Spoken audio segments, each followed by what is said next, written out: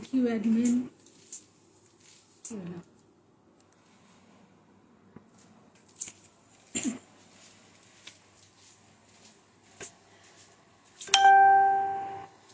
সোম good evening, Chaitali good evening.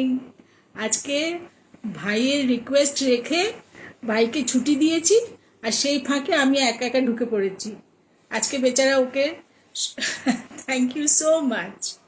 আজকে ওকে একটু শোনার সুযোগ দিলাম। জানি না ও কি শুনবে, কারণ আমি কি বলবো আমি ঠিক এখনো ভেবে উঠতে পারিনি। কিন্তু তোমাদের এখানে আসলে আমি মানে ভীষণভাবে স্বতঃস্ফূর্ত হয়ে যায়, কেন জানি না।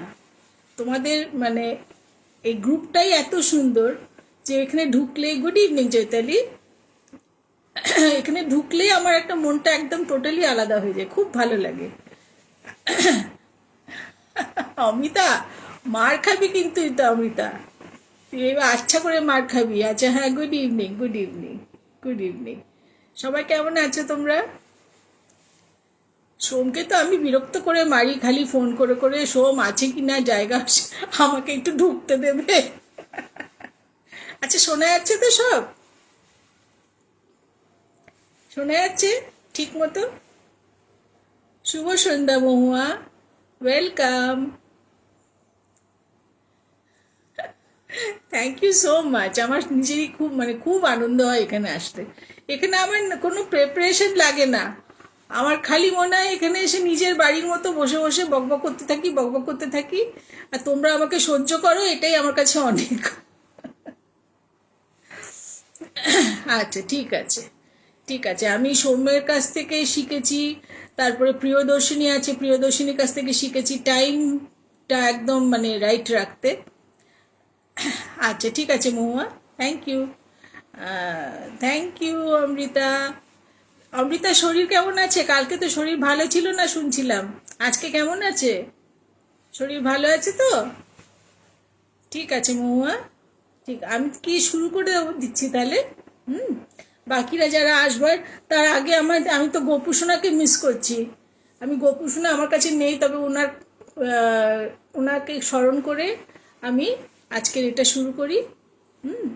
সোম তুমি আমার হয়ে একটু ওনার কাছে ইয়ে করে দিও, প্রণামটা জানিয়ে দিও ওনাকে। আচ্ছা, স্লো কানেকশন দেখাচ্ছে কেন বারবার, কে জানে।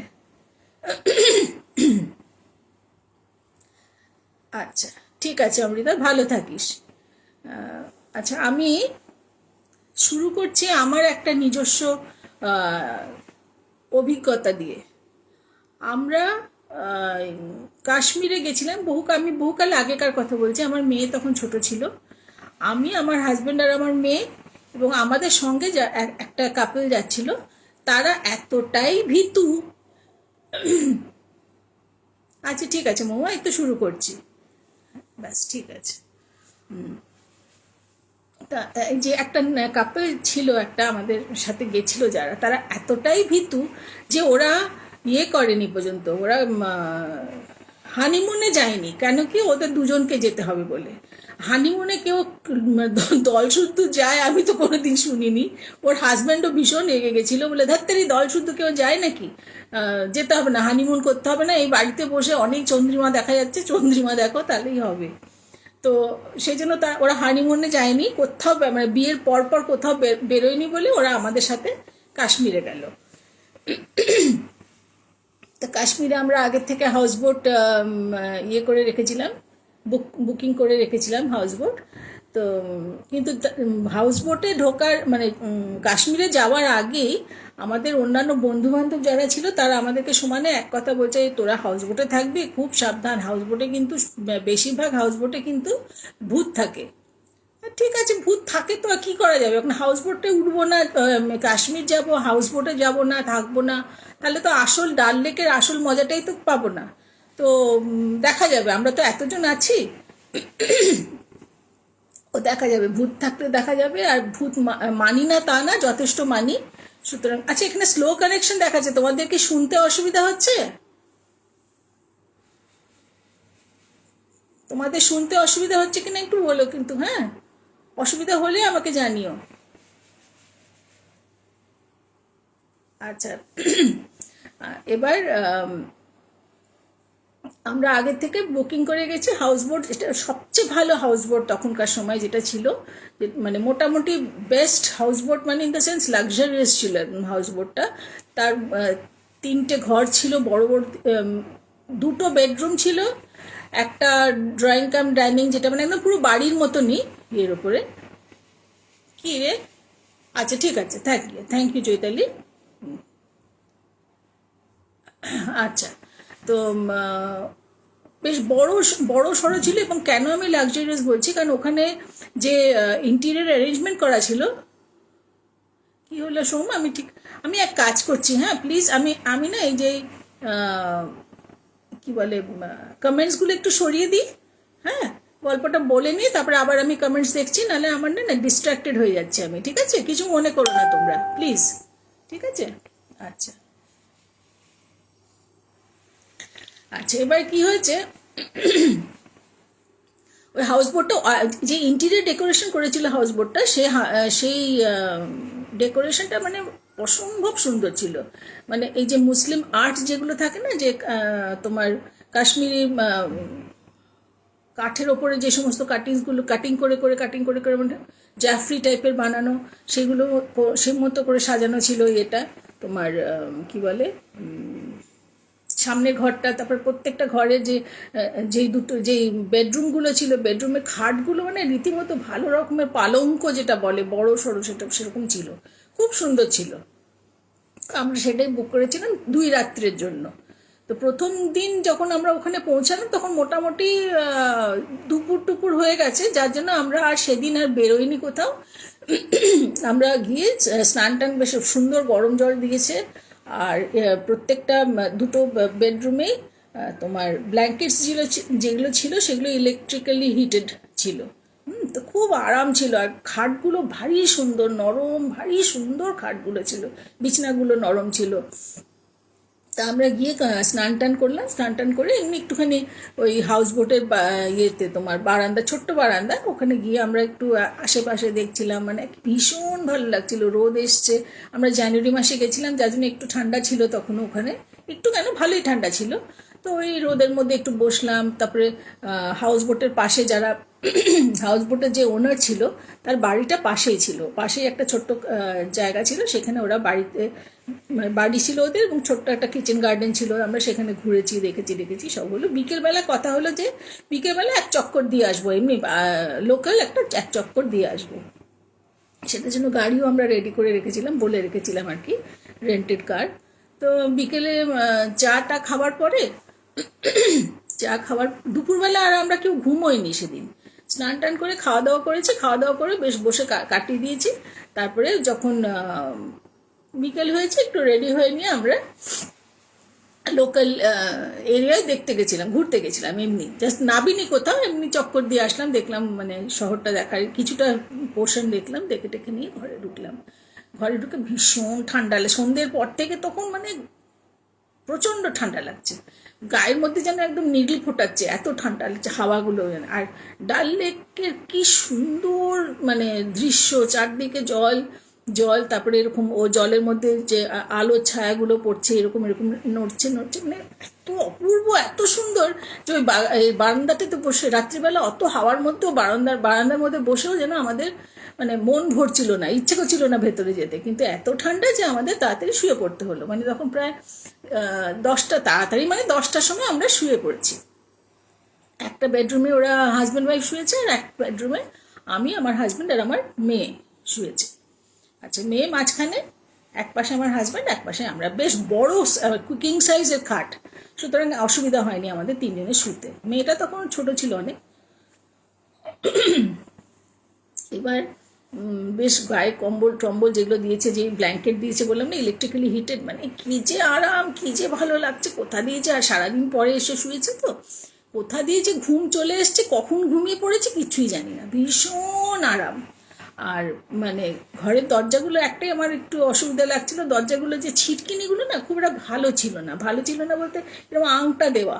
তা আমার মনে হচ্ছিল যে ওই দিক থেকে তো কেউ এরকম আংটা দিয়ে এরকম উঠিয়ে দিলেই তো খুলে ঢুকতে পারতে। ভালো কি আর নেবে বাড়ির থেকে, এমন কিছু তো আমাদের ঘরে নেই, ওই তো একটা সুটকেস। যাকে আমরা শুয়ে আছি।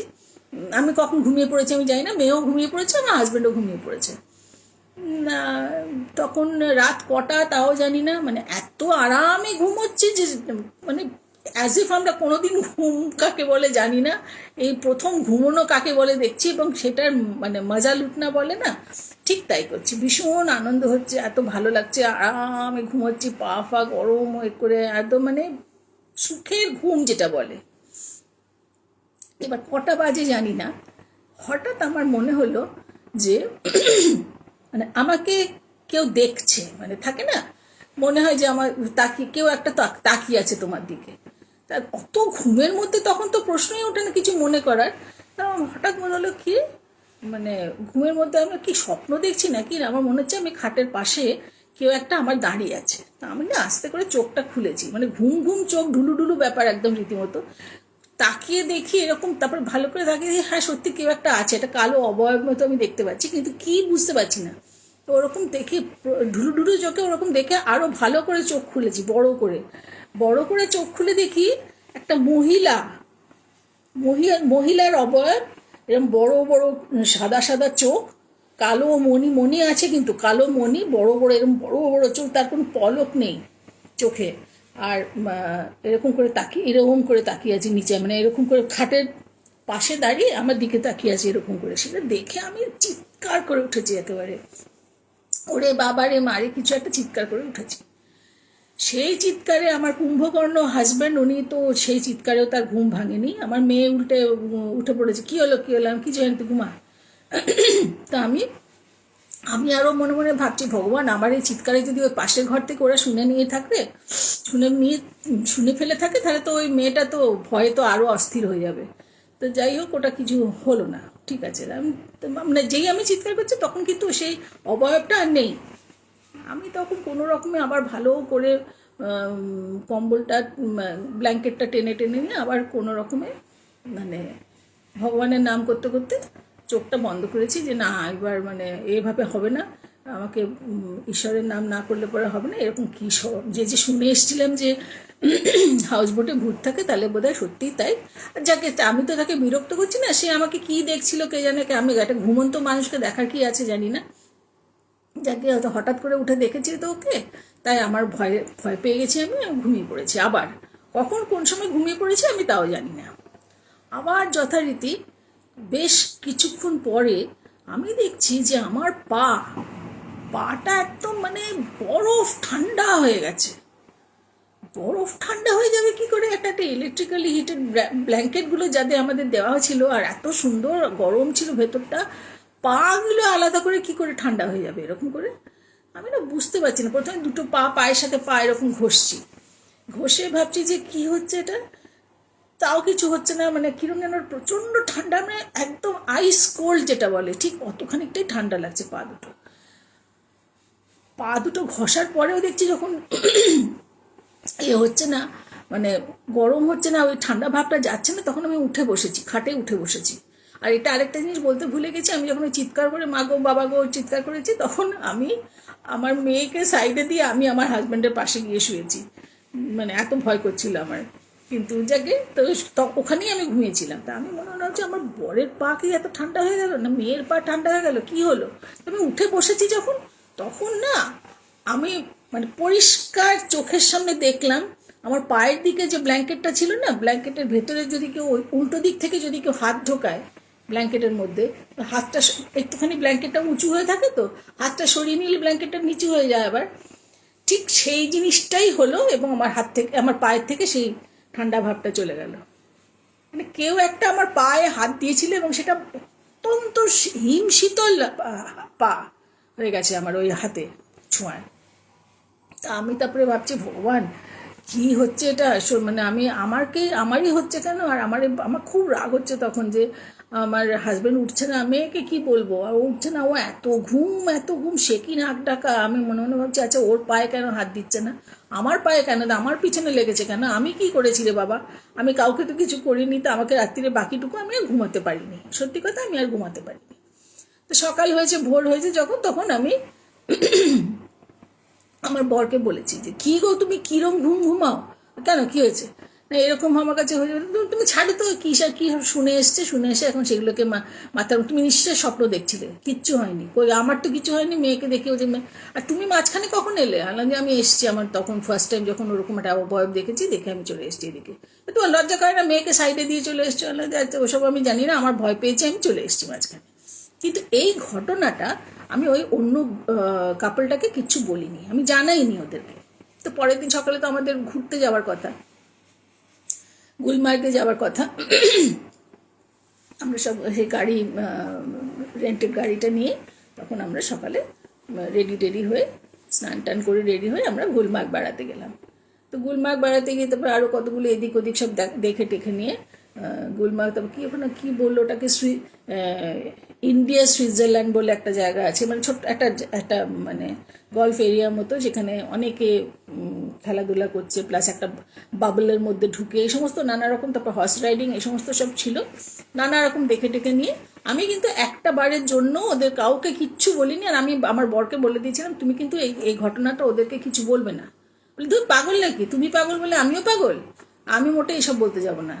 তো যাকে হচ্ছে সেদিনও আমরা ঘুরে টুরে নিয়ে একটা কার্পেটের ফেরার সময় একটা কার্পেটের দোকানে গিয়ে কার্পেট দেখে, কেমন করে কার্পেট বনে এইসব দেখলাম দেখে বাইরেই ওই খেয়েটে আমরা ঢুকেছি। আর মানে ইয়েতে কী বলে হাউস বোটে আর তখন রাত্রি মানে ডিনার আমরা করিনি। তো ফিরে এসে যথারীতি ঘুরে এসেছি, আমরা আবার বসে আড্ডা মেরেছি অনেকক্ষণ বসে। সেদিন আমরা বেশ রাত অবধি আড্ডা মেরেছি, প্রায় 11:30 12:30 অবধি আড্ডা মেরেছি আমরা। তারপরে হাত পা ধুয়ে টুয়ে যে যার মতো আমরা শুয়ে পড়েছি। আবার শুয়ে পড়ে এবার আমি আবার মেয়েকে মাঝখানেই রেখেছি। তো যেমন আমরা শুয়েছি, শুয়ে আছি, ঘুমিয়ে পড়েছি যথারীতি। সারাদিনের ঘোরাঘুরি তারপরে ক্লান্তি থাকে না, ক্লান্ত হয়ে গেছি, আর তখন ঘুমিয়ে পড়েছি। আবার একটা সার্টেন টাইমে, যথারীতি টাইম আমি জানি না, আমি বলতে পারবো না, খুব জোরে চিৎকার শুনতে পাচ্ছি এবং আমাদের দরজায় ধাই করে কেউ ধাক্কা মারছে। তাড়াতাড়ি আমি আমার বরকে দেখছি, শুনছো দেখো তো কী হয়েছে, আমার মনে হচ্ছে ওদের কিছু একটা হয়েছে, শিগগির ওঠো। তো উঠে দরজা খুলেছে, দরজা খুলে মানে নিজেকে সরিয়ে নেবার আগে মেয়েটা এক দৌড়ে এসে ঝাঁপিয়ে পড়েছে আমার কাছে। খুব একটা বড় ঘর তো ছিল না, ও দৌড়ে এসে 2-3 পা এসে ধাপাস করে আমার গায়ে এসে ঝাঁপিয়ে পড়েছে, ও দিদি। আমি কী হলো? তার পেছন ওর বর এসছে। ওর বর এসে বলছে আর দেখুন না কি মুশকিল, ও কি না কি স্বপ্ন দেখেছে না কি করেছে, আমি যত বলছি ওটা কিছু না স্বপ্ন, ও তত না করে ইয়ে করছে। কি হয়েছে এটা কি? তখন মেয়েটা তো প্রায় বউটা কেঁদেই ফেলে প্রায়, কাঁদতে বলি দিদি তুমি জানো না আমি কি দেখেছি, আমি ভীষণ ভয় পেয়েছি। কি দেখেছিস সেটা তো বল, কি দেখেছিস? না একটা মহিলা, একটা কালো মহিলা। আমি তো মনে ভাবছি বুঝতে পেরেছি যে কি হয়েছে। আমি ওর বরকে বলছি আচ্ছা ঠিক আছে ছেড়ে দাও না, ও ভয় পেয়েছে, তাতে তুমি ওকে মানে হাসছো কেন? মানুষকে বিশ্বাসও তো করতে শেখো তোমরা সবসময় ভাবো আমরা মানে বানিয়ে বলি, কিন্তু ও নিশ্চয়ই কিছু দেখেছে, না হলে ও বলবে কেন? আর তারপরে আমার পা একদম ঠান্ডা হয়ে গেছিল, মানে ও মানে কি। আর আমি দেখছি পুরো মনে ভাবছি মিলে যাচ্ছে, দুটোই মিলে যাচ্ছে। তা আমি এখন ও বলছে যে ওর আবদার হলো আমি দিদি আমি তোমার কাছেই শোবো, আমি কিছুতেই ওই ঘরে যাব না। ওর ধারণা ওই ঘরটাতে গন্ডগোল আর কি, আমি তোমার কাছে শোবো, কই তোমার তো কিচ্ছু হয়নি, তুমি তো কিছু বলনি কালকে, আর আমি এখানে শোবো করে, মানে রীতিমতো বাচ্চাদের মতো কান্না শুরু করেছে। তো ওই আমার বর আর ওর বর দুজনে হাসতে শুরু করেছে, তোমরা হাসো আর যাই করো, ও এখানেই শোবে, ও আমার সাথে শো, তোমরা তুমি ওই ঘরে গিয়ে, আমার বরকে বললাম তুমি ওই ঘরে গিয়ে ওর সাথে ওই বন্ধুর সাথে শোকে, ও এখানে শুক আমার সাথে। ঠিক আছে যে যার মতো গিয়ে শুয়ে পড়ছে। তখন দেখলাম খুব একটা বেশি মানে ভালো, মানে 3:30 পৌনে 4 বাজে তখন রাত। তো যখন শুয়ে বলছে ঠক করে কাঁপছে, তখন কি হলোটা কি, এত কাঁপছিস কেন? এখন তো ভয়ের কিছু নেই, এখন তো আমরা আছি, আর এখন এত এরপরে কি ভালো করে ঘুম আসবে? চিন্তা করিস না, কিচ্ছু হয়নি, কিচ্ছু হবে না। না তুমি জানো না আমার এরকম হয়েছে সেরকম হয়েছে, আমার যা আমার হয়েছে ঠিক ওর তাই হয়েছে। ও দেখেছে এরকম একটা মানে অস্বস্তি লাগছে করে চোখ খুলে দেখে একটা ওই কালো মতো এক ভদ্রমহিলা ওরকম করে তাকিয়ে আছে ওর দিকে। তারপরে ও দেখে আস্তে আস্তে পা ঠান্ডা বরফ হয়ে যাচ্ছে, ও উঠে বসে দেখে যে পা একদম ঠান্ডা এবং যথারীতি ওই সেম জিনিস দেখেছে ও। তো যাকে সেটা আমরা 2 রাতের জন্য ওটা বুকিং করেছিলাম, পরের দিন আবার পেহেলগাঁও চলে যাব। তো ঠিক আছে, যা কিছু হয়নি ওইসব, তো মানে এই তো ভালোই হয়েছে বল, একটা এক্সপিরিয়েন্স হলো। তো তুই তো বাড়িতে গিয়ে সবাইকে বলতে পারবি, সবাই যে বলেছেন না আমাদেরকে যে আমরা ভূত দেখবো ভূত দেখবো, তো একটু ভালোই হয়েছে, তুই তাহলে ভূতের এক্সপিরিয়েন্স পেয়েই গেলি। ওর কিছুতেই মানে শরীরটা ঠিক লাগছে না, বলে না আমার ভালো লাগছে না, আমি বাড়ি যাবো। বোকা বোকা করিস না, সবে আমরা ঢুকেছি, কিচ্ছু হবে না। আর তো হাউস বোটে থাকছি না আমরা তো বাকি এবার যখন যেখানে যাব সেখানে সব পেহেলগাঁওয়ে হোটেলে থাকবো, এইসব করবো। তো এইসব নানাভাবে ওকে ভুলিয়ে আমরা গাড়ি করে পেহেলগাঁও চলে যাচ্ছি। যেতে যেতে রাস্তার মধ্যে তো এই দুই কর্তা মিলে তো মানে যা ইচ্ছা তাই বলে যাচ্ছে, আমাকেও বলছে ওকেও বলে যাচ্ছে। তা তখন আমি বললাম যে শোনো তোমরা, একটা কথা শোনো, ও কিন্তু মিতালি কিন্তু ভুল বলছে না কিছু, কারণ এই সেম জিনিসটা আমারও হয়েছিল আগের রাত্রিবেলা। তখন মিতালি আমাকে বলছে তুমি বলনি কেন আমাকে আগে, তোকে বললে পরে তুই না বলেই তোর অবস্থা দেখ। আমি যদি তোকে বলতাম তুই সেই দিনই বোধহয় ওই জলে ঝাঁপ দিয়ে পড়তিস এই ডাল লেকে, তাই জন্য তোকে বলিনি, তুই ভীষণ ভয় পাস। আর দেখ পরের দিন তোর এইভাবে হলো। এইসব আমরা যখন কথা বলছি তখন যে ড্রাইভারটা ছিল সে কিছু কিছু আন্দাজ করতে পারছে যে আমরা কী নিয়ে কথা বলছি। ও তখন বলছে, হিন্দিতেও কথা বলছে যে আচ্ছা আপনারা কি অমুক হাউসবোটে ছিলেন? হাউসবোটটার বিভিন্ন রকম নাম আছে তো, কত রকমের নাম। তা আমাদের হাউসবোটের কি নাম ছিল এখন আমার কিচ্ছু মনে নেই। তখন বলে অমুক নাম কি, আমি তো বলতে পারিনি কারণ আমার মনে ছিল না, তখনও আমার মনে ছিল না। তখন আমার বর বললো হ্যাঁ হ্যাঁ হ্যাঁ ওইটাতেই ছিলাম, ওটা তো সবচেয়ে ভালো হাউসবোট। তখন ড্রাইভারটা বলছে হ্যাঁ সবচেয়ে ভালো হাউসবোট এবং সবচেয়ে খতরনাক হাউসবোট। মানে খতরনাক কেন? বলে তার কারণ ওটা যার প্রপার্টি ছিল আগে, এটা এখন হস্তান্তর হয়েছে, কিন্তু যেটা এই প্রপার্টি যার ছিল সেই ভদ্রলোক তার ছেলের বউকে ছেলের বউয়ের বিয়ে দেওয়ার পরে ওই হাউসবোটটা ওই ছেলেকে দিয়ে দিয়েছিলেন যে এটা তোর, তুই দেখাশোনা কর, ট্যুরিস্ট পারপাসে এটা ইউজ কর, আর এটা সবটা এখান থেকে যা ইনকাম হবে যা হবে সবটাই তোর। তো সেই ছেলেটি একটুখানি বলবো কেন, যথেষ্ট বাজে টাইপের ছিল, ইন দ্য সেন্স ও গাঁজা তারপরে মদ নেশা এ সমস্ত করতো করে ও একদিন রাগের মাথায় ওর বউকে গলা টিপে মেরে ফেলেছিল ওই হাউসবোটটার মধ্যেই। এবং সেই থেকে যারা ওখানে গেছে থেকেছে, যারা জানে এরকম ঘটনাটা মানে জেনে ফেলেছে আগে থেকে, তারা তো ওটাকে বুকিং করেনি। কিন্তু আমাদের মতো যারা না জেনে বুকিং করেছে তাদের প্রত্যেকেরই কিছু না কিছু একটা ওরা ফিল করেছে। তো আমি বললাম দেখলে ওই ড্রাইভারের কথাটা আমি ওদেরকে বললাম, আমার হাজব্যান্ডকে আর ওই ভদ্রলোক কেন, দেখলে তো সবসময় তোমরা খালি ভাবো যে আমরা বানিয়ে বলি বা আমরা স্বপ্ন দেখছি বা ভয় পাচ্ছি আগে থেকে, দেখলে কিছু না কিছু। আমি তো আমার যখন হয়েছিল রাত্রিবেলা, আমি তো পরের দিন সকালে কিচ্ছু বলিনি তোমাদেরকে। যদি আমি বলতাম তাহলে এটা হতে পারতো যে আমি ইনফ্লুয়েন্স করেছি তোমাদের চিন্তাধারা, তাও তো না। কিন্তু ওরও তো হলো জিনিসটা। তখন ওরা সবাই বললো হ্যাঁ এটা ঠিক কথা, এটা তো বুঝতে পারিনি, যে আসলে বিশ্বাস করি না তো এসব। বিশ্বাস কেন করো না তোমরা আমি জানি না, কিন্তু বিশ্বাস আমি চিরকাল করতাম, এখনও করি, আজও করি, ফিউচারেও করে থাকবো। কারণ নেই জিনিসটা, এটা হতেই পারে না। একটা ভালো যখন আছে মন্দ, আর তাছাড়া আমি তাকে মন্দও বলবো না, সে বেচারা তাকে মেরে ফেলেছে ওর হাজব্যান্ড, তার আত্মাটা থেকে গেছে ওখানে, সে এসে দেখে যাচ্ছে তার কাপলগুলোকে, ওর ভেতরে কোনো মানে ওর আকাঙ্ক্ষাগুলো সব আনফিনিশড রয়ে গেছে, তাই না? সেটা ছিল আমার একটা ফার্স্ট ইনসিডেন্ট বিয়েতে হাউস বোটের। আশা করি তোমাদের মানে ঠিকঠাক লেগেছে। আচ্ছা 1 মিনিট দাঁড়াও, বাবারে আমার হাত আর পায়ের অবস্থা যা খারাপ না,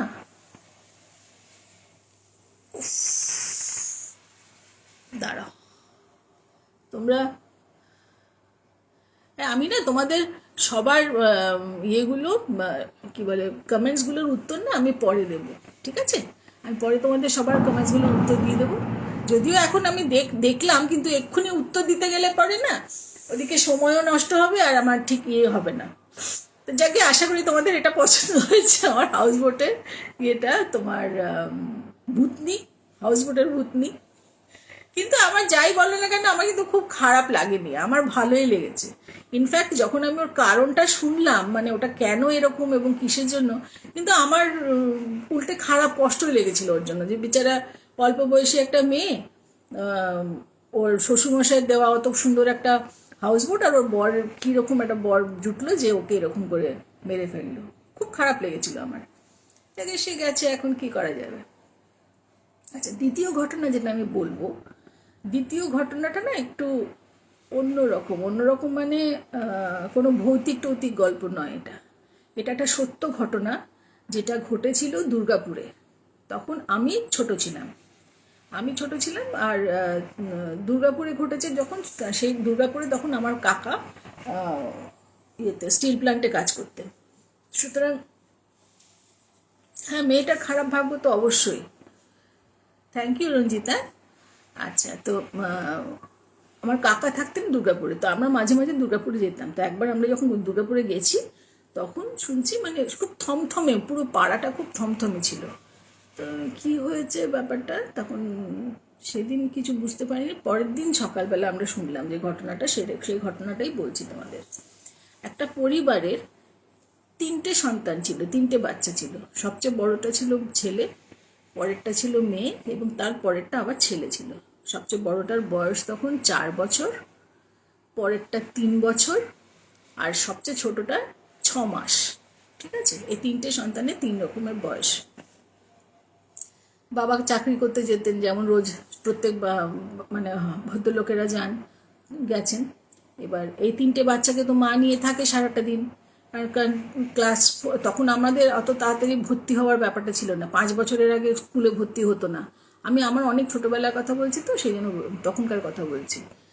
তো সুতরাং 3টে বাচ্চাই বাড়িতে, ছোটোটা তো বাড়িতেই, বড়টা মানে 4 বছর বয়স হওয়া সত্ত্বেও সে বাড়িতেই আছে, বাড়িতেই খেলাধুলা করে, ভাই বোনে মিলে দুজনে মিলে খেলা করে। এবং যথেষ্ট শান্ত সুন্দর বাচ্চাগুলো, মানে দুরন্ত বা অসভ্য অবাধ্য এরকম কিচ্ছু না, খুব ভালো বাচ্চাগুলো, খুব সুন্দর মানুষ হচ্ছে। এরা দোতলায় থাকতো। হাউস বোটের ভূতনি। হ্যাঁ, তো ওরা দোতলায় থাকতো, যেই ওই কোয়ার্টারটা দেওয়া হয়েছিল ওদেরকে, ওরা দোতলা কোয়ার্টার, দোতলায় ওরা থাকতো, নিচের তলায় অন্য কেউ থাকতো। এবার এই দোতলাটাতে ভালো বড় বারান্দা ছিল, ভীষণ ভালো বড় সুন্দর বারান্দা ছিল। তো শীতকাল ছিল তখন, আমি যে সময়টা বলছি সেই সময় তখন শীতকাল ছিল। শীতকাল হওয়াতে ভদ্রমহিলা কি করেছেন, ভদ্রমহিলা ওই বারান্দায় প্রচুর রোদ এসে পড়েছে, মানে একটা পাটি পেতেছেন, পাটি পেতে তার উপরে বাচ্চা 3টেকে নিয়ে রেখেছেন। ভালো করে সর্ষের তেল মালিশ করে দিয়েছেন গায়ে। ভাইয়ের বড় ছেলেটারও করেছে, মেয়েটারও করেছে, ছোটটারও করেছে। ভালো করে বসে বসে আরাম করে ঘষে, যেমন আমাদের ছোটবেলা দিদারা করে থাকতেন। উনি যেহেতু একাই সংসার করছে, ওখানে ওনার কোনো শাশুড়ি বা মা উনি তো সঙ্গে ছিল না, উনি বসে বসে 3টে বাচ্চাকে ভালো করে তেল মালিশ করে দিয়েছে। এবার স্নান করাবেন আর কি, তার আগে তেল মালিশ করে দিয়েছে। তো উনি বলছেন যে ভাইকে আর বোনকে, ছেলে আর মেয়েকে বললেন, তোমরা ও খেলনাপত্রগুলো কতগুলো ছিল তোমরা নিয়ে এই পাটির উপরে বসে তোমরা খেলো, আমি ভাইকে, ছোটটাকে একদম, যেটা 6 মাস বয়স, একে আমি স্নান করিয়ে আনছি। ওকে স্নান করানোর পরে তোমাদেরকে একজন একজন করে ডাকবো, তখন তোমরা এসে স্নান করবে, আমি স্নান করিয়ে দেবো। ঠিক আছে, তাই হবে। তো ভাই বোনে মিলে তখন নানা রকম খেলনাপত্র নিয়ে খেলতে বসেছে। এবার উনি বাচ্চাটাকে নিয়ে বাথরুমে গেছেন। আর বাথরুমে যে বাচ্চাদের বাথটব হয় না, ছোট ছোট গোল গোল, যে প্লাস্টিকের বড় যে মানে গোল বাথটবগুলো, তো ওটাতে উনি জল ভরেছেন, হাফ লেভেল অবধি জল ভরে, পুরোটাও না ভরেছেন। এবার বাচ্চাটাকে ওর মধ্যে বসিয়ে স্নান করাচ্ছেন আর কি বাচ্চাটাও খুব খুশি, মানে আরামে চান করছে। হঠাৎ উনি শুনতে পারেন চিৎকার, বাচ্চাটা মানে মেয়েটার চিৎকার। মেয়েটা খুব জোর চিৎকার করে উঠেছে, এবং সেই চিৎকারটা এমন সাংঘাতিক চিৎকার ছিল, মানে প্রচণ্ড ব্যথা পেলে মানে একটা থাকে না চিৎকার বাচ্চাদের, সেরকম একটা চিৎকার। উনি না দিশেহারা হয়ে কি করেছেন, ওই বাথরুমের দরজা খোলাই ছিল, ওখানে সামনে বাথরুমের মেঝেতে বসে স্নান করাচ্ছিলেন বাচ্চাটাকে, উনি ওই বাচ্চাটাকে ওরকমই রেখে দিয়ে দৌড়ে বারান্দায় গেছেন দেখতে যে কি হলো। গিয়ে দেখেন যে মেয়েটা খালি গায়ে প্যান্টু পরা, দুজনেই প্যান্টু পরেছিল। এবার মেয়েটার পেটের মধ্যে একটা পুরনো ছুরি, মানে ইয়ে করা তোমার রাস ধরে যাওয়া একটা ছুরি, পুরনো ছুরি কোথা থেকে দাদা ভাইটা নিয়ে এসে ওই মারামারি খেলাটা তো বাচ্চাদের, ছেলেদের বিশেষ করে একটা ভীষণ আলাদা একটা আনন্দ থাকে। তো ও কি করেছে, ও ভাবতেও পারেনি সত্যি সত্যি বনুর পেটের মধ্যে ঢুকে যাবে ওটা। ও এমন জোরে পেটের মধ্যে নাভির কাছটাতেও দিয়েছে এরকম খোঁচা যে গল গল গল গল করে রক্ত বেরোচ্ছে। এবার রক্ত বেরোচ্ছে মানে বিচ্ছিরিভাবে রক্ত চারদিকে হয়েছে। উনি না মানে প্রচণ্ড ঘাবড়ে গিয়ে ভাবছে। এবার কয়েক সেকেন্ড উনি মানে ওইটা দেখেও উনি বুঝতে পারছেন উনি কি করবেন, মানে মেয়েটাকে ধরবেন, মানে ও মেয়েটাকে ধরবেন, মেয়েটা চেঁচাচ্ছে ওকে। তারপর ওনার খেয়ালও নেই যে ছেলেটা আশেপাশে কিন্তু কোথাও নেই। হতে হতে মানে এসব কিছু পুরো ঘটনাটা ঘটেছে মানে উইদিন 3 মিনিটস, আমি জাস্ট আন্দাজে টাইমটা বলছি। সঙ্গে সঙ্গে ওনার বাড়িতে বেল বেজেছে, কলিং বেল। এবার কলিং বেল বেজেছে, উনি ওই মানে মেয়েটাকেও ওইভাবে রেখে দৌড়ে গেছেন কলিং বেল দরজা খুলতে। দরজা খুলে ওরা দেখে নিচতলা থেকে ওনার ছেলেকে এরকম করে কোলে করে নিয়ে, মাথা ফাটা, প্রচুর রক্ত, ছেলেটা ডেড ততক্ষণে। ওরা বলছে দেখুন দেখুন, ওপর থেকেও না ও এক লাফে নিচে পড়েছে। ভদ্রমহিলা বলছেন কি হলো ব্যাপারটা, কি হয়েছে? বনুকে ওরকম পেটের মধ্যে অতগুলো মারার পরে অতগুলো রক্ত দেখে ও ঘাবড়ে গেছে। ঘাবড়ে গিয়ে ও কি করেছে, বাচ্চাটা মা বকবে বলে ওই রেলিং ধরে ওপর থেকে এক ঝাঁপ দিয়েছে নিচে। ও ভাবতেই পারেনি ও মরে যাবে, কারণ অতটা বুদ্ধি কি করে হবে একটা 4 বছরের বাচ্চা। ওপর থেকে ঝাঁপ দিয়েছে, মাথা ফেটে গিয়ে সে স্পট ডেড। এই মেয়েটা যে এত ব্লিডিং হয়েছে, সঙ্গে সঙ্গে আশেপাশের লোকজন এসে গেছে। তখন ওনার মনে পড়েছে আরে আমার ওই বাচ্চাটা তো বাথরুমে পড়ে আছে। তাড়াতাড়ি গিয়ে দেখেন বাচ্চাটা এরকম করতে করতে মানে ওইটুকু জলের মধ্যে বাচ্চা তো ডুবে যেতেই পারে না, ওরা শ্বাস নিতে পারে না, তখনও ভালো করে বসতে শেখেনি। ও সেখানে বাচ্চাটা মারা গেছে, মানে জলের মধ্যে ডুবে গিয়ে মারা গেল। ওইখানে ছোট বাচ্চাটা মারা গেল, বড় ছেলেটা মারা গেল। আর এই মেয়েটা তখনও জীবিত আর কি। আশেপাশের লোকজন ওরা তখন অ্যাম্বুলেন্স ডেকে ডাক্তারের কাছে নিয়ে গেছে। প্রফিউজ ব্লিডিংয়ের জন্য সেই বাচ্চাটাও মারা গেল। বিকেলবেলা নাগাদ বাচ্চা মারা গেল। এই মা উন্মাদ হয়ে গেছেন, একদম বদ্ধ উন্মাদ, যেটা হওয়া স্বাভাবিক। ওনার চোখের সামনে একই দিনে তিনটে সন্তান মারা যেতে পারে, এবং এই রকম আমার এখনো গায়ে কাঁটা দিচ্ছে ভাবলে পরে। নিজে মা হয়ে আরো যেন মানে বুঝতে পারি যে ভদ্রমহিলাকে বহু দিন ইয়েতে রাখা হয়েছিল, রাঁচিতে রাখা হয়েছিল। তারপরে আর কোনো খবর জানি না। তো যেদিন আমরা গেছিলাম সেদিনই এই ঘটনাটা হয়েছিল। তো সেইটা খবর পেয়ে মানে আমি এরকম ঘটনা কোনোদিন শুনিনি, দেখিনি আজ অবধি। মানে ভাবাই যায় না একটা মার কোল এইভাবে একসাথে তিনটে সন্তানকে মানে খালি হয়ে যাবে, পুরো কোল খালি হয়ে যাবে। এবং প্রত্যেকটা এই যে 3টে সন্তানের যে মৃত্যু হলো, প্রত্যেকটা কেউ কারোর দোষে হয়নি। কিন্তু বাচ্চারা খেলতে ভালোবাসে, ছুরিটা কোথা থেকে পেলো সেটা ভগবানই জানে, কারণ ছুরি টুরি এই সমস্ত ওদের হাতের কাছে ছিলই না, এবং দেখে বোঝা যাচ্ছিল ছুরিটা পুরনো ছুরি। ও কোত্থেকে কি পেয়েছে ভগবান জানে, খুঁজে পেয়েছে, সে খেলনার মধ্যে রেখেছিল। একসাথে 3টে বাচ্চা চলে গেল। ভদ্রলোক তো মাথায় হাত দিয়ে বসে আছেন, আর ভদ্রমহিলা সাথে সাথে উন্মাদ হয়ে গেছিলেন, সাথে উন্মাদ হয়ে গেছিলেন। অনেক চিকিৎসা করার চেষ্টা হয়েছিল, অসম্ভব, এটা কিচ্ছু করার নেই। মানে এই মাথা খারাপের ব্যাপারটা ওনার কিছুতেই ঠিক হওয়ার কথা নয়। হয় নাকি কখনো ঠিক? চোখের সামনে এরকম পরপর করে যদি মারা গিয়ে থাকে, তিনটে সন্তান একই দিনে, বাবা আমি তো কল্পনা করতে পারছি না। মানে উনি কি করে, যেটুকু দেখেছেন কি করে দেখেছেন, এটা খুব খুব কষ্টকর একটা ঘটনা। এই ঘটনাটা না আমার যখনই মনে পড়ে তখনই ভাবি যে মানুষের জীবনের কি দাম। এই তো দিব্যি ছিল 3টে বাচ্চা, আর কি করেছে, কেউ তো কিছু অপরাধ করেনি। আবার অন্যরকম ভাবে ভাবছি এদের লাইফটাই এইটুকুই ছিল। এই জগতে ওদের লাইফ বেশি দিনের জন্য ছিল না। ছোটটা তো 6 মাসেই চলে গেল, বড়টা আর ছোটটা, বড়টা আর মেজোটা 4 আর 3 বছর বয়স। এইটুকু লাইফ স্প্যান নিয়েই তারা জন্মেছিল। তাদের ভাগ্যে এইটুকুই লেখা ছিল। তাই জন্য তারা সব ছেড়ে দিয়ে চলে গেল, মাকে কাঁদিয়ে ভাসিয়ে চলে গেল।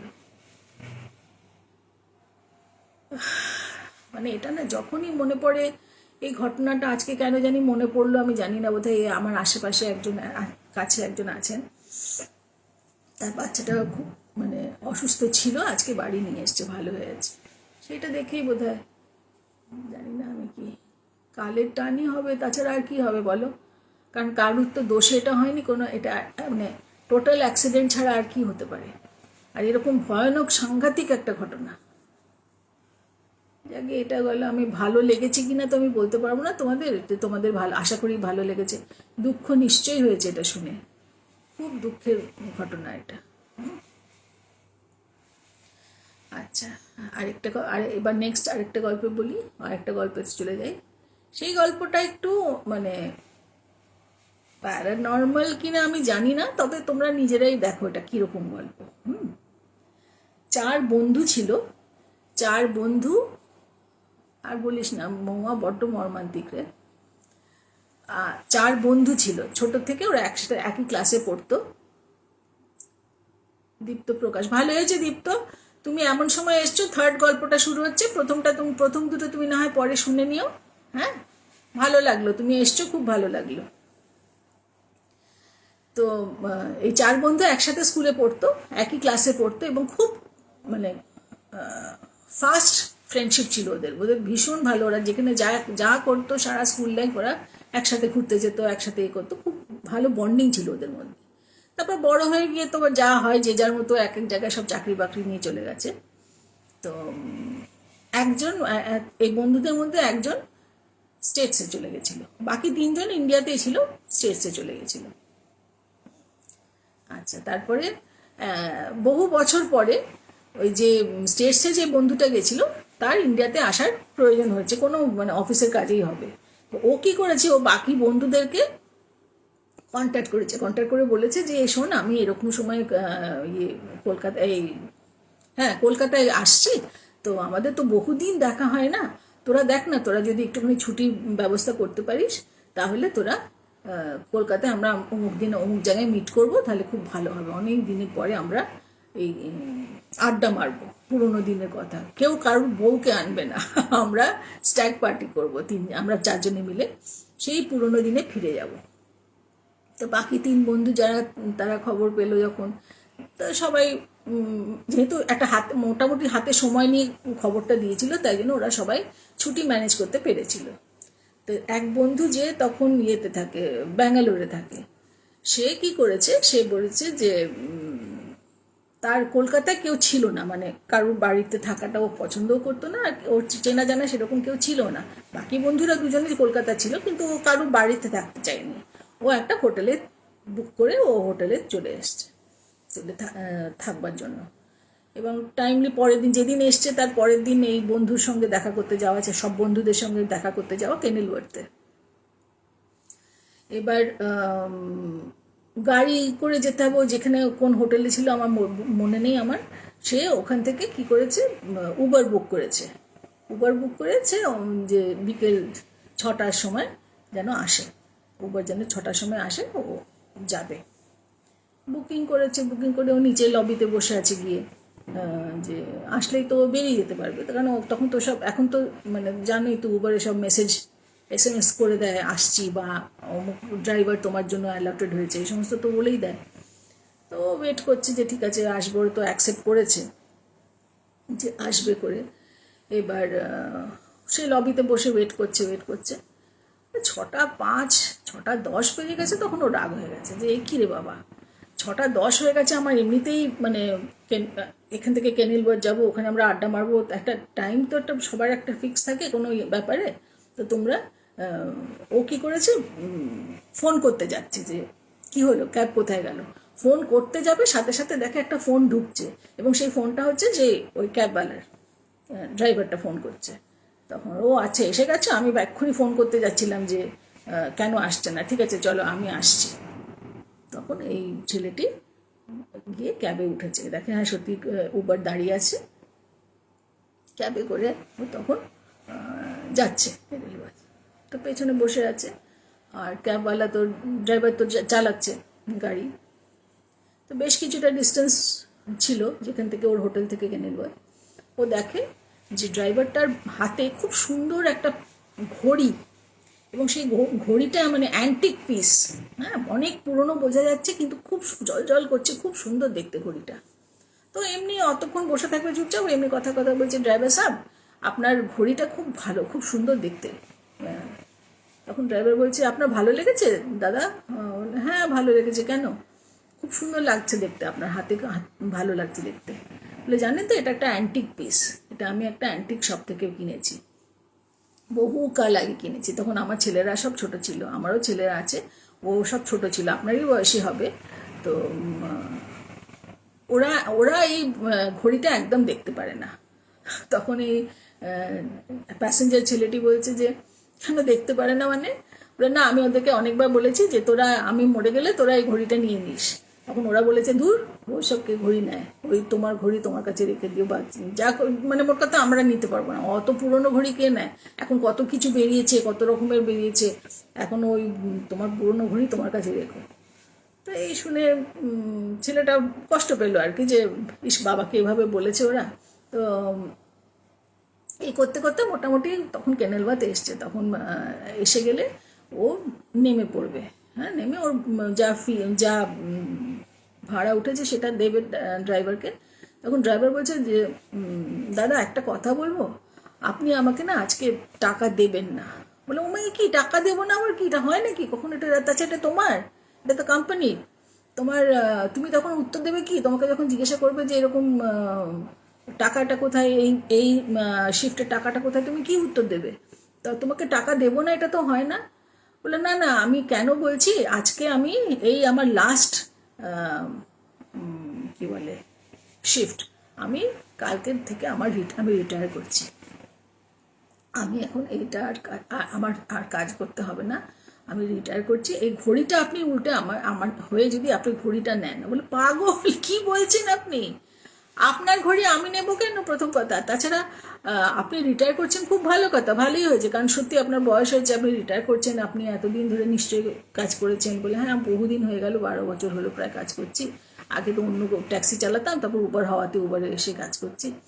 তা আপনি কিছু মনে করবেন না, আপনি আমার ঘড়িটা প্লিজ একটু নিন, আপনি নিলে আমি মনটা আমার খুব শান্তি পাবো, কারণ আপনি ঘড়িটা যখন দেখে ভালো বলেছেন মানে আপনি ঘড়িটার ওয়ার্ডসটা বুঝেছেন। তো ও তো কিছুতেই নিতে চাইছি না, হট করে অচেনা একটা লোকের কাছ থেকে ঘড়ি নাও বললে পরে ঘড়ি নেওয়া যায় নাকি কখনো? কিন্তু সেই ড্রাইভারটা কিছুতেই টাকা নেবে না, সে টাকা নিল না তো নিলই না, উল্টে ওকে জোর করে হাতের মধ্যে ঘড়িটা দিয়ে ও বেরিয়ে গেল, চলে গেল। এবার ও তখন ঢুকছে, মানে কেনেলওয়েতে ঢুকতে যাবে, ঢুকে যখন মেন দরজাটার কাছে যাচ্ছে তখন ওর কাছে একটা ফোন এসছে।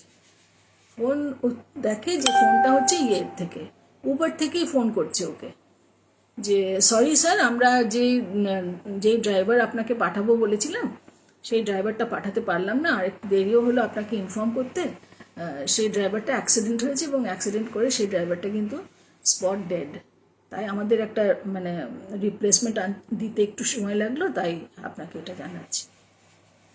ছেলেটা না বুঝতে পারছে না যে কি হলো এটা, ও আর বলেনি যে না, ও শুধু বললো না না থাক আর লাগবে না আমার, বলে ফোন কেটে দিয়ে ওখানেই দাঁড়িয়ে আছে।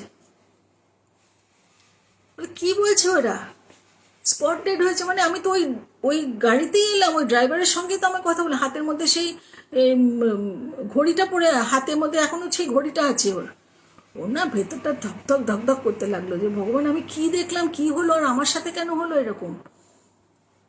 তখন ও কোনো রকমের ভেতরে গিয়ে বসে ঘামতে শুরু করেছে, ওই এসির ঘরটার মধ্যে তো বন্ধুরা বলছে কি হলো তোর, কি হয়েছে? তখন ও কিছুক্ষণ বসলো, বসে জল টল খেয়ে ও পুরো ঘটনাটা বললো। তখন ওরা প্রথমে বললো বিশ্বাস করছিল না স্বাভাবিকভাবে, বলে দেখ, বলে ঘড়িটা দেখালো, তোরা বল আমি এই ঘড়িটা কোত্থেকে পাবো? আমি যদি মিথ্যা কথা বলে থাকি, এই ঘড়িটা আমি কোত্থেকে পাবো? এবং এটা আমি এক্ষুনি পেলাম, এই যে এক্ষুনি ঢোকার আগে আমি পেলাম। এবং সেই লোকটা আমাকে, ড্রাইভারটা আমাকে নামিয়ে দিয়ে চলে গেছে, সে আমার কাছ থেকে একটা পয়সা নেয়নি। আর এখন আমার কাছে ওই ইয়ের থেকে ফোন আসছে যে দেরি হয়ে গেল, রিপ্লেসমেন্ট দিতে দেরি হয়ে গেল, তাই জন্য। তো আমি কি করব? আমি আমি কি করি? এটা মিথ্যা, এত বড় একটা ঘটনা আমি কি বানিয়ে বলতে পারি? মিথ্যা কথা বলতে পারি কখনো? আর এখন আমার এত এই ক্যাপাবিলিটিও নেই যে বসে বসে আমি বানিয়ে বানিয়ে তোদেরকে আমি গল্প বলবো। কি আশ্চর্য ঘটনা দেখো তোমরা। এই ড্রাইভার শেষ শিফট অবধি কাজ করেছে এবং সে জানে সে টাকা নিলে পরে কোনো লাভ নেই, তাই সে টাকাও নেয়নি। না নিয়ে ওর দুঃখ যেটা ছিল যে ওর ঘড়িটা ওর ছেলেরা পছন্দ করেনি, কিন্তু ওর ছেলের বয়সী এই ওর প্যাসেঞ্জারটা ওর ছেলের বয়সী, এইকে দিয়ে চলে গেল। এই ঘটনাটা যে কি প্রচণ্ড অদ্ভুত লেগেছে না আমার। মানে এটা কিন্তু আমি শুনেছি ডাইরেক্টলি এই ছেলেটার কাছ থেকেই শুনেছি, এবং আমি ঘড়িটাও দেখেছি। আমি, ও বলছে, আমি না মানে বিশ্বাস করবে না তোমরা, মিনিট 5 আমি চুপ করে বসেছিলাম, কারণ এই জিনিসটা অ্যাবজর্ব করতে আমার অনেক সময় লেগেছিল যে এটা কি করে কি হয়। এবং ও ঘড়িটাও আমাকে ও পকেটে নিয়ে ঘোরে ঘড়িটা, মানে এই ঘড়িটা পাওয়ার পর থেকে আমার মানে ভীষণ ভালো লাক খুলে গেছে, ও সবসময় সাথে রাখি। তো এই ছিল আমার লাস্ট গল্প। সুতরাং এটা আমি জানি না এটা কি গল্প, এটা ভৌতিক না অলৌকিক না দৈবিক কি আমি জানি না, কিন্তু এটা ছিল গল্প না, এটা সত্যি। এই যে গল্প হলেও সত্যি, সুন্দর করে বলেছে না, না গল্প হলেও সত্যি, এটা সত্যিই ঘটনা, গল্প করে বললাম তোমাদের। হ্যাঁ এরকমও হয়, মানে এরকম হয়, আমি নিজে যদি না মানে আমার নিজে এক্সপিরিয়েন্স না করলে পরে আমি বোধহয় সত্যি কথা বলতে কি আমি একটুখানি অবিশ্বাসই করতাম হয়তো বা, যে ধ্যাত এরকম হয় না। কিন্তু আমাকে ঘড়িটা যখন দেখালো তখন তো আমি কি করে অবিশ্বাস করবো ওকে? আর সে এমন কিছু ইয়ে না যে ওই ঘড়িটা আমাকে দেখাবে দেখিয়ে মানে একটা বাজে গল্প ফাঁদবে, তাও না। এই হচ্ছে ঘটনা। শোনো, আজকে আমরা অনেক সিরিয়াস সিরিয়াস কথা বলেছি, হ্যাঁ, এখন আমি একটু হাসির গল্প বলি, ঠিক আছে? হাসির ঘটনা বলি, হাসির ঘটনা মানে হাসতে হাসতে আমরা যেন বাড়ি যেতে পারি, ঠিক আছে? আমার এত সিরিয়াস হলে না আমার ভীষণ কষ্ট হয়, ভালো লাগে না আমার। হাসি টাসি, জীবনে তো কষ্ট আছে, কষ্ট কার নেই বলো? সবার জীবনে কষ্ট আছে। সেই কষ্ট নিয়ে যেমন আমরা চলি, তার সাথে যদি একটুখানি হাসির মানে এক চিমটি হাসি মিশিয়ে দিই, তাহলে তো কি খারাপ আছে বলো? আচ্ছা তোমাদেরকে একটা, এটাও সত্যি ঘটনা যেটা বলবো, সেটাও সত্যি ঘটনা, ঠিক আছে? আমার বন্ধুর সাথে হয়েছে, মানে আমার বন্ধুর জীবনে হয়েছে আর কি। সে, তার বর একটা মানে প্রাইভেট কোম্পানিতে কাজ করতো, সে প্রাইভেট কোম্পানিতে কাজ করতো। আর আমার বন্ধু ভীষণ মানে একটা সিম্পল বাড়ির মেয়ে। এসো সুজা, তোমাকে তো কবে থেকে বলা হচ্ছে তুমি এসো, তোমরা সবাই এসো লাইভে। কত, আর সোম বেচারা কত টানবে একা একা বলো তো? এই তো অমৃতা এসছে, আমি এসছি, এখানে আমাদের সোনালি আসে, সুজা চলে এসো চলে এসো, খুব ভালো হবে, খুব ভালো হবে। মধুরিমা, মহুয়া তোমরা এসো, জয়িতা, সোমেরও তো ভালো লাগবে, ওরও তো শুনতে ইচ্ছা করে না, এটা কথাটা তো ঠিকই বলেছিল। ও আমাকে বলেছিল দিদি আমারও তো শুনতে ইচ্ছা করে। খুব কষ্ট লেগেছিল আমার। খুব ভালো লাগবে আসলে, এসো, চলে এসো, খুব শিগগিরই চলে এসো, হ্যাঁ? আচ্ছা, তো আমার সেই বন্ধুর কথা বলছিলাম। আমার সেই বান্ধবী, ও খুব সাধারণ ঘরের মেয়ে। সাধারণ ঘরের মেয়ে বলতে মানে ওদের বাড়িতে ড্রিঙ্কস নেওয়া বা ওর বাবারা কখনো ড্রিঙ্কস ফিঙ্কস নিয়ে বসতেন না, খুব মানে পার্টি লাইফ টাইফ এসব কিছুই ছিল না। কিন্তু ও বিয়ে হয়েছে এই ভদ্রলোকের সঙ্গে, যার সাথে ওর বিয়ে হয়েছে, সেই ভদ্রলোক এমনি পার্টি লাইফ টাইপ ছিল তা না, কিন্তু মাঝে সাঝে অফিসের দৌলতে ওনাকে মাঝে মাঝে পার্টিতে যেতে হতো। তো বেশিরভাগ পার্টিতে আমার বান্ধবী যেত না, কিন্তু কয়েকটা পার্টি ছিল যেখানে ওয়াইফ ইজ আ মাস্ট, তখন যেতে হতো। তো সেখানে গিয়ে গিয়ে ও একটা সফট ড্রিঙ্ক নিয়ে বসে থাকতো, আর বাকি ওর হাজব্যান্ড কিছু কিছু অল্প অল্প খেতো, খুব ভালো গানও করতো এরকম। তো একদিন উনি বৃহস্পতিবার দিন অফিস থেকে ফিরে বলছেন এই যে শনিবার দিন রেডি থাকবে বিকেলবেলা। কেন, কি হলো? না, ইয়ে কেনিলওয়ার্থে, আবার কেনিলওয়ার্থে আমাদের অফিসের পার্টি আছে। বলে আবার পার্টি কিসের জন্য? বলে তা জানি না, আমাদের পার্টি আছে, বলেছে যেতে হবে, তোমাকেও যেতে হবে এটাতে সাথে। বাড়িতে বলে রেখো সবাইকে, ওরা জয়েন্ট ফ্যামিলি ছিল, বাড়িতে সবাইকে বলে রেখো, সেদিন রাত্রে আমরা কিন্তু খাবো না, আর মেয়ে নিয়ে যাওয়া চলবে না। তো আমার বান্ধবী বলেছে অবভিয়াসলি মেয়ে নিয়ে যাওয়া চলবে না, পার্টিতে গিয়ে মেয়ে নিয়ে যাবো নাকি? কত রাত অব্দি তোমাদের পার্টি চলবে আর মেয়ে অতক্ষণ ধরে জেগে থাকবে? তখন একদম বাচ্চা মেয়েটা, তখন ওর একটাই মেয়ে ছিল, তখন একটা মেয়েটা খুবই ছোট। তো ও তখন শ্বশুর শাশুড়িকে আর যা ভাসুর যারা ছিলেন বাড়িতে তাদেরকে বলছে এই ব্যাপার, তোমাদের ছেলে এরকম শনিবার দিন আমাকে পার্টিতে নিয়ে যাবে, আমার মেয়েটা থাকবে, তোমরা দেখো। ভালো কথা। এবার শনিবার সকালবেলা উঠে খুব রেডি টেডি হবার জন্য, সে কী পরে যাবে কী গো ঠিক করেছো কী পরে যাবে? আমার বান্ধবী বলছে কবে থেকে তোমার আবার আমি কি পরবো সেটা নিয়ে তোমার মাথা ব্যথা কবে থেকে শুরু হলো? যাকে যা ছাড়ো, হ্যাঁ আমার সব রেডি আছে, ছাড়ো, অত চিন্তা করতাম না, তুমি তোমারটা দেখো, আমি আমারটা দেখছি। এবার সময় মতো ওরা গাড়ি নিয়ে গেছে, ড্রাইভার ছিল ওদের, গাড়ি নিয়ে গেছে কেনারতে, তখন 8টার সময় মধ্যে পৌঁছেছে ওখানে। 8টার সময় পৌঁছে, ও তার আগে যাবার আগে বৃহস্পতিবার থেকেই কিন্তু ওর বর ওকে বলছে যে শোনো, একদিক থেকে ভালোই হয়েছে, আমরা যখন ওখানে যাব না, তোমার সাথে মিস্টার শর্মার আলাপ করিয়ে দেবো। তখন ও যে সে কে এবং তার বিশেষত্ব কি, হঠাৎ মিস্টার শর্মা করতে গেলো? না, তোমাকে একদিন বলেছিলাম না, কিছু একটা গল্প কিছু বলেছিল, মিস্টার শর্মা খুব রসিক মানুষ এবং মানুষটা খুব ভালো, আমি তোমার সাথে আলাপ করিয়ে দেবো, দেখবে খুব ভালো লাগবে। ঠিক আছে, বৃহস্পতিবার থেকে কিন্তু উনি বলে যাচ্ছেন এই কথাটা বউকে। শনিবার দিন রাস্তায় যেতে যেতে আজকে মিস্টার শর্মার সঙ্গে দেখা হবে, মিস্টার শর্মার সঙ্গে তোমার আলাপ করে দেবো। হ্যাঁ ঠিক আছে, বুঝতে পেরেছি, মনে আছে আমার। তো ওরা গেছে, গিয়ে তো যেমন পার্টি শুরু হয়, তারপর গিয়ে দেখে অলরেডি শুরু হয়ে গেছে। তো ড্রিঙ্কস নিয়ে এদিক ওদিক ওর বর ঘুরে বেড়াচ্ছে, আর ও মহিলাদের সাথে বসে সে সফট ড্রিঙ্কস নিচ্ছে।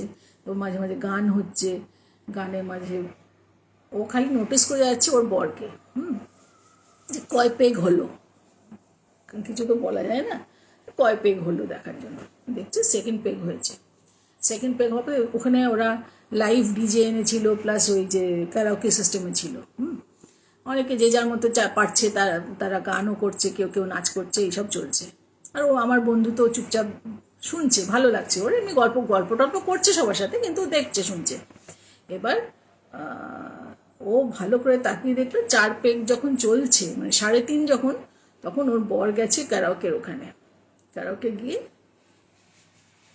গান করছে, গান শুরু করেছে ওখানে। ওদেরকে কি, কে তুমি নন্দিনী, আগে তো দেখিনি, আচ্ছা ঠিক আছে। ও তখন মনে মনে প্রমাদ গুনছে যে ভগবান, এ তো 3.5 পেগ, কে তুমি নন্দিনী 3.5 পেগে এসছে, আবার কজন আসবে তার নেই ঠিক। ইন দ্য মিন টাইম গান টান খুব, উনি ভদ্রলোক খুব ভালো গান করতেন, গান টান হয়ে গেছে, গান টানে সবাই হাততালি দিয়েছে, বলছে উনি এত আনন্দ হয়েছে, সবাই খুশি হয়েছে বলে এবার উনি ওখান থেকে বেরিয়ে 3.5 পেগের, তখন হাফ ছিল, উনি আরেকটু নিয়েছেন ওর মধ্যে, নিয়ে বউয়ের কাছে এসছে, কি কেমন গাইলাম, খুব ভালো গেছে, খুব ভালো গেছে, দারুণ হয়েছে, এবার না আমরা তাড়াতাড়ি ডিনার করে বাড়ি চলে যাবো, হ্যাঁ, কারণ আমাদের অনেক দূরে যেতে হবে তো। হ্যাঁ, আরে মিস্টার শর্মার সঙ্গে তো আলাপ করানো হয়নি তোমার, দেখে ভাগ্যিস পাশেই ভদ্রলোক দাঁড়িয়েছিলেন, তো মিস্টার শর্মা প্লিজ কাম, ভদ্রলোক এসছেন, দিস ইজ মাই ওয়াইফ। ও আমার বান্ধবীও নমস্কার করেছে, হ্যাঁ আপনার কথা অনেক শুনেছি, আমার হাজব্যান্ডের কাছে অনেকবার করে শুনেছি। তখন এই ভদ্রলোক বলছেন, মিস্টার শর্মা বলছেন যে হ্যাঁ is a very nice man, মন খোলা দিল খোলা মানুষ, আর কি সুন্দর গান করলেন, আপনার সাথে আলাপ হয়েও আমাদের খুব ভালো লাগলো, দিল্লিতে আসলে পরে আসবেন আমাদের বাড়িতে টাড়তে, এইসব যেমন বলে থাকে সাধারণত ভদ্রতার খাতিরে। তো হয়েছে, তো ঠিক আছে। এবার আমরা দুজনে কথা বলছি তখনও, উনি কিন্তু ওই আমার বন্ধুর বর, ও কিন্তু ইতিমধ্যে চলে গেছে, আবার চলে গিয়ে আবার ক্যারাওকের ওখানে গেছে। ওখানে যখন গেছে তখন 3.5 কি 4 পেগ চলবে, তখন ও কি করেছে, মিস্টার শর্মাকে বলছে, mister Sharma please if you don't mind, আপনি গিয়ে একটুখানি ওকে একটু সরিয়ে আনবেন। বলে কেন, কি সুন্দর গান করছে, করুক না, নেক্সট এবারে হিন্দি গান ধরেছে, আবার এটা কি ওই যে তোমার কিশোরের ওই যে আরে আমার প্রেমের ওই হাওড়া ব্রিজের নিচ দিয়ে যাওয়ার গানটা কি যেন, যাকে সেই গানটা করছে। আপনি ওকে থামান, আপনি থামান। বলে কেন, কি সুন্দর করছে, করতে দিন না, শেষ তো করতে দিন। তো দেখলো যে এই মিস্টার শর্মার দ্বারা হবে না। তো যাকে ও বলে আচ্ছা ঠিক আছে ঠিক আছে বলে মিস্টার শর্মা চলে গেছেন আবার। ওখানে ওই গানটা অর্ধেক করে এসছে ওর হাজব্যান্ড, অর্ধেক করে আবার এদিক ওদিক হতে হতে ওর কাছে এসছে। কি কেমন লাগলো? তো গানটা তো শেষ করলে না, কেমন লাগলো আবার কি? আর তুমি আবার গান করতে গেলে কেন? আমি তোমাকে বলেছি না? হ্যাঁ চিঙ্গারি কই, ঠিক বলেছিস দীপ্ত, এইটাই। তা তুমি গান করতে গেলে কেন? তোমাকে আমি বললাম না ইয়ে করবে, ডিনার করবে, চলো। হ্যাঁ হ্যাঁ হ্যাঁ ডিনার করবো, ভীষণ রাত হয়ে যাচ্ছে। আরে মিস্টার শর্মার সাথে তো আলাপ করানো হয়নি তোমার। ও তখন বলছে আমি একটু আগে মিস্টার শর্মার সঙ্গে তুমি আলাপ করিয়ে দিয়েছো আমাকে। না না না, এই হতেই পারে না, হতেই পারে না, দাঁড়াও মিস্টার শর্মাকে খুঁজে নিয়ে আসি, একটু আলাপ করিয়ে দিই, তারপরে আমরা ডিনার করে চলে যাবো। ও আমার বন্ধু বলছে যে ভগবান আমি কোথায় যাই, আবার মিস্টার শর্মাকে টেনে নিয়ে এসছে। এই যে mister Sharma please, this is my wife. তখন মিস্টার শর্মা বলছে yes I met her just now, you had brought me here. তখন মিস্টার শর্মা ওর আমার বান্ধবীর দিকে তাকিয়ে এরম এরম করছেন। হ্যাঁ মানে বুঝতে পারছেন তো যে আউট হয়ে গেছেন, ওর হাজব্যান্ড আউট হয়ে গেছে সেটাও বুঝতে পারছে। তো আমি বললাম ইয়ে ওই বন্ধুটা বলছে, আমি বললাম তুই কী করলি? তখন বলে আমি, আমার তখন দাঁত কিরমির কিরমির করছে, মনে হচ্ছে গিয়ে ঠস করে মারি একটা। তো যাকে ও বলে যে আচ্ছা ঠিক আছে ঠিক আছে মিস্টার শর্মা থ্যাংক ইউ করে ও বরকে টেনে টেনে নিয়ে সোজা যেখানে ওই বুফে হচ্ছিল সেখানে গেছে। বলছে একদম আমার কাছ থেকে নড়বে না তুমি, একদম পাশে থাকবে চুপচাপ, আমি যেমন প্লেট নিচ্ছি প্লেট নেবে, প্লেট নিয়ে খাবে, খেবে বাড়ি চলে যাবে তাড়াতাড়ি। তখন অলরেডি কিন্তু 12:30 বাজে। হ্যাঁ আরে তুমি চিন্তা করছো কেন, এই তো সবে তো পার্টি শুরু, যাই শুরু হোক, বাড়িতে বাড়ি যাব, আমার শরীর ভালো লাগছে না বলা হচ্ছে। আমি কি বলবো আমি বুঝতে পারছি না। আর প্লেট নিতে নিতে আবার যথারীতি হবি তো হ্যাঁ আশেপাশে মিস্টার শর্মাকে আবার দিয়েছে, মিস্টার শর্মা। আর না একদম আমি কথা বলবো না, মিস্টার শর্মাকে তুমি আরেকবার ডাকো, আমি কথা বলবো না। আর ও না বেচারা কি করবে বুঝতে পারছি না। ওর বরকে নিয়ে থালা ধরো থালা ধরো থালা ধরো, থালাটা ধরেছে, ধরিয়ে দিয়েছে, প্লেট ধরিয়ে দিয়েছে। বলে আমি ওকে খেতেও দিইনি ভালো করে, কোনো রকমে একটুখানি পোলাও দিয়েছি, পোলাও দিয়ে মাংস তুলে দিয়েছি পাতের মধ্যে, মাংস তুলে দিয়ে আমি বলছি এই চুপচাপ এটা খাও, খেয়ে চলো এখান থেকে। তখন ওর বর বলছে আচ্ছা তুমি এরকম করছো কেন, কি সুন্দর, তোমার মজা হচ্ছে না? হ্যাঁ আমার ভীষণ মজা হচ্ছে, এত বেশি মজা হচ্ছে না যে আমি বাড়ি গিয়ে সবাইকে বলবো মজাটা, তাই জন্য আমি তাড়াতাড়ি বাড়ি যেতে চাইছি। আর মনে মনে বলছে যে গোষ্ঠী পিন্ডি, বাড়ি চলো তাড়াতাড়ি দেখাচ্ছি মজা। তারপরে শর্মাজির সামনে পড়ে গেছে বেচারা, ওনার দোষ নেই, আর ওর বরেরও দোষ ছিল না, সামনাসামনি পড়ে গেছে, বুফে সিস্টেম তো ওখানে হয়েছিল। তো শর্মাজি বলছেন mister Sharma did you meet my wife? Mister Sharma বলছে হ্যাঁ yes yes I met your wife. তখন আর আমার বন্ধু বলছে আমি আর মিস্টার শর্মার দিকে তাকাইনি, কারণ আমি শরমে মরে যাচ্ছি, তখন আমি শর্মার দিকে কি তাকাবো? কোনো রকম ওখান থেকে ওকে আমি মিষ্টিও খেতে দিইনি, কিচ্ছু খেতে দিইনি, তুমি শিগগির বাড়ি যাবে কিনা চলো। আরে আইসক্রিমটা তো খেতে, আইসক্রিম কোনো ক্রিম খেতাম না, তুমি বাড়ি চলো আগে। ও কোনো রকমে ঠেলতে ঠেলতে বরকে, সবাইকে তখন 1:45 প্রায় বেজে গেছে, কোনো রকমে ঠেলতে ঠেলতে ওর বরকে নিয়ে ও গাড়িতে চেপেছে, গাড়িটা চেপে ড্রাইভারকে বলছে চলো তাড়াতাড়ি চলো, তখন অনেক রাত হয়ে গেছে, তো রাস্তাঘাট তো ফাঁকা, ওরা বেশ দূরে থাকতো। এবার যাচ্ছে যেতে যেতে ওর বর তো পেছনে সিটে করে বসে আছে, আর ও পাশে বসে আছে। ও বলছে জানিস, আরে তো যাক শেষ তো হয়েছে বল, জানিস কি হয়েছে? ওখান থেকে বেরোবার মিনিট 2 পরে বলছিস ওই ওই ওই অবস্থাতেই বলছে একটা বিশাল ভুল হয়ে গেল। আমার বন্ধু বলছে কি হলো? বললো যে মিস্টার শর্মার সাথে তোমার আলাপ করানো হয়নি। আমার বন্ধু বলছে তখন আমার ইচ্ছে হচ্ছিল গাড়ির দরজা খুলে ধাক্কা মেরে ওকে ফেলে দিবারে। আরে এরকম বলছিস কেন, একটু না খেয়ে ফেলেছিল বেশি, দাদা এরকম করছিলি কেন? তোর ভালো লাগবে তুই বল তো। কখন থেকে সেই শুক্রবার দিন থেকে বৃহস্পতিবার দিন থেকে মিস্টার শর্মা আমার কানে ঢুকে বসে আছে।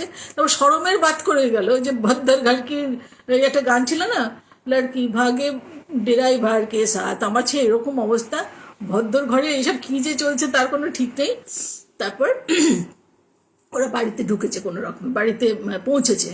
বাড়িতে পৌঁছে ও বলছে, বরকে বলেছে যে শোনো তুমি ইয়ে করো,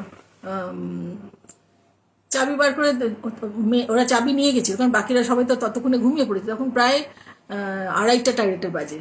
তো তুমি দরজা খোলো, আমি ড্রাইভারকে যা বলার বলে ইয়ে করছি, গ্যারেজ বন্ধ করার ইয়ে করছি।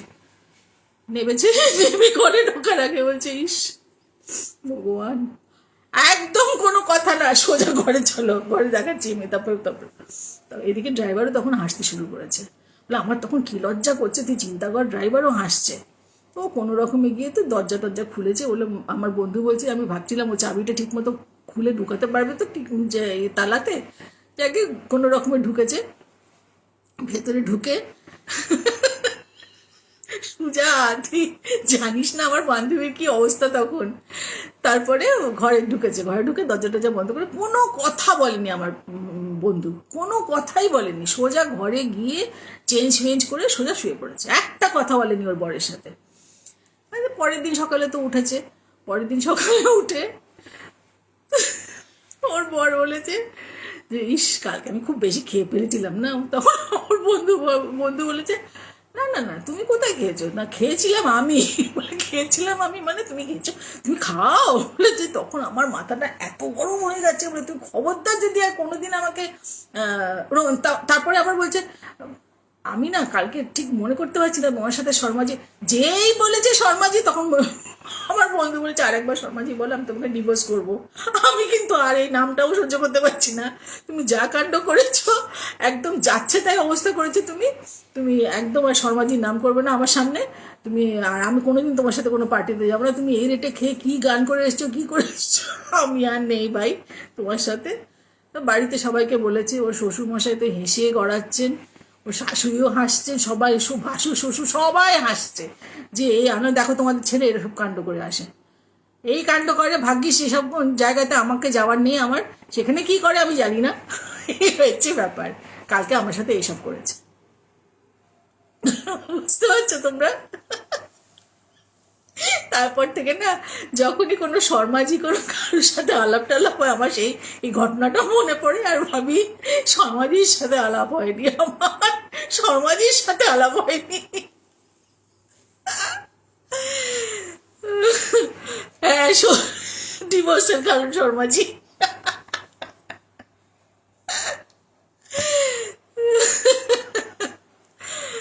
এই হলো ব্যাপার। আজকে এই অবধি থাক, ঠিক আছে? আবার না হয় পরে, আগে সুজা টুজা সব আছে।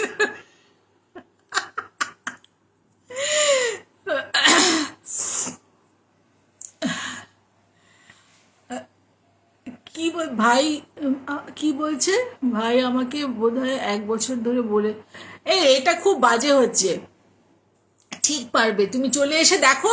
আরে আমিও ভয় পেতাম আগে, একদম এসে মনে হবে যেন তোমাদের সামনে সামনাসামনি বসে গল্প করছি, এত আনন্দ হবে, এত ভালো লাগবে, খুব ভালো লাগবে। চলে এসো তোমরা, হ্যাঁ খুব ভালো লাগবে। যাকে ঠিক আছে, আজকে তাহলে এইটুকু থাক। সবাই ভালো থেকো, সবাই খুব আনন্দে থেকো। আশা করি তোমাদেরকে ভালো লাগাতে পারলাম এই বিকেলটা, শেষটুকু মানে আমি অত দুঃখের সুরে আমি ঠিক ইয়ে করতে চাইলাম না। হ্যাঁ, পারবে পারবে তাপসী, পারবে। তুমি সোমের সাথে এসো একদিন। সোম যেমন আমার সাথে প্রথম দুটো করলো আমাকে সঙ্গে নিয়ে, তেমন তুমি সোমের সাথে এসো, দেখবে কি কোনো ব্যাপারই না, কি ভালো লাগবে, আনন্দ হবে করতে, ঠিক আছে? আচ্ছা ঠিক আছে, তাহলে সবাইকে আমি নমস্কার করি, গুড নাইট, ভালো থেকো সবাই তোমরা। আচ্ছা ঠিক আছে, আবার পরে কোনো এক সময় আসবো। হ্যাঁ, আচ্ছা, শুভরাত্রি চৈতালি।